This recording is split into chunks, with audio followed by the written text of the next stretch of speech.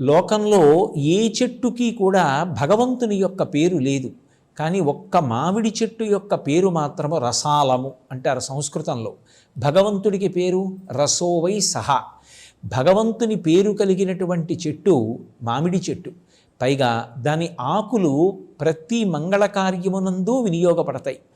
విశేషించి దానిని ఊరుగాయగా నిలవ ఉంచుకుని కూడా తింటూ ఉంటారు. కారణం దాని యందు అంత ఓషధీ శక్తి ఉండడమే. అంత గొప్పదైనటువంటి మామిడి ముక్కలు కూడా కలుపుకోవడం అనేటటువంటిది సంప్రదాయంలో అలవాటుగా ఉంది. ఈ పదార్థాన్ని భగవంతుడికి నివేదన చేసి ఎప్పుడు తినాలి ఈ పదార్థము అంటే మొట్టమొదటి యామంలో తినాలి. అంటే తెల్లవారుజాము కాలంలోనే ఇది ఈశ్వరుడికి నివేదన చేసి ప్రసాదంగా పుచ్చుకోవాలి. అంటే ఈశ్వరుడికి దీన్ని నివేదన చెయ్యాలి అంటే దానికి పూర్వాంగంలోనే స్నానాది కార్యక్రమములు పూర్తయిపోవాలి.